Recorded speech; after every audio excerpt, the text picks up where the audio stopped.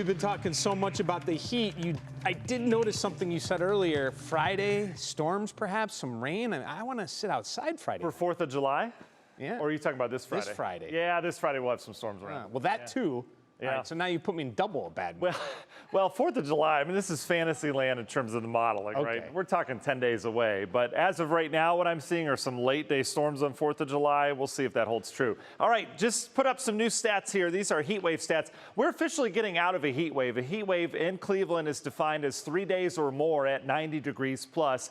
And we certainly did that. We hit 93 on Sunday, 94 on Monday, 94 yesterday.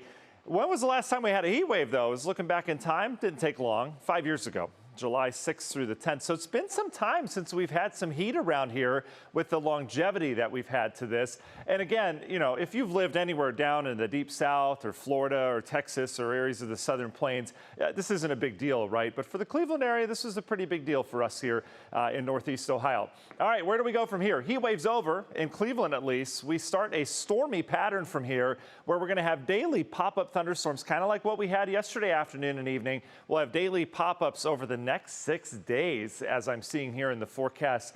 73, how do we get those pop-ups started? Well, we start with some sunshine. We've got to heat the Earth's surface. Once we heat the Earth's surface, we start to see rising air, and that rising air gets into our humidity up there, and poof, you get some showers and thunderstorms going if you have the right amount of moisture in the atmosphere. And we certainly do have that again today. We're in the 70s outside. Wind is very light, not much help from Mother Nature in terms of that refreshing breeze.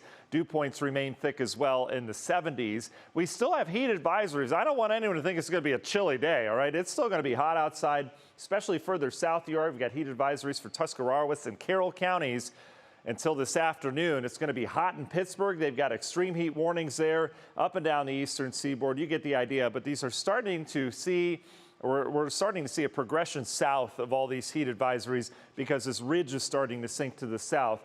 Where are we? We're right on the periphery of cool air to the north, hot air down towards the south. That's why we've kind of split temperature-wise, where our warmest readings are going to be Akron over towards Mansfield, Canton down towards Dover, New Philly. Meanwhile, our lakeshore counties won't be too bad today. It'll still feel summer-like. And then that corridor of moisture runs right where that periphery is. So we've got just kind of this moisture train. And again, a little daytime heating will pop some storms this afternoon and over the next couple days. Heat indices in Cleveland, we're going to get it in the 90s again. So again, not a cool day by any means, just not as extreme as what we've been dealing with. National Design Mart hour-by-hour forecasts. Our model and all models, your phone app, everything is trying to pick up on where these storms develop. It's impossible to tell where they actually develop. So take this with a grain of salt, but again, pop-up storms, the timing of it, anytime afternoon, then especially the afternoon, we'll have some pop-ups on radar.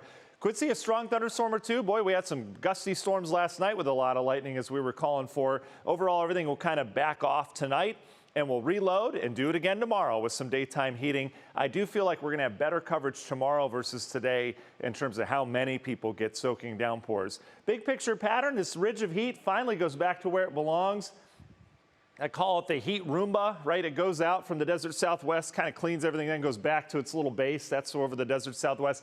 The heat Roomba is going to go back towards the west, and we'll get a little blast of some chillier air around here. Not chilly, but refreshing next week. And it happens after Tuesday, so we stay really tropical and muggy all the way through Tuesday of next week. But this is going to set us up for success for the days leading up to 4th of July. Here's all your rainfall chances. Friday, Saturday, Sunday, it'll back off a little bit. Monday, Tuesday, new front comes in. And look how that clears us up. We get a nice clearing trend the 1st of July, 2nd of July, 3rd of July. However, for 4th of July, we may have some kind of complex of storms rolling in. Precip check on the year, we're right near average for most locations. Cleveland above average by a couple inches.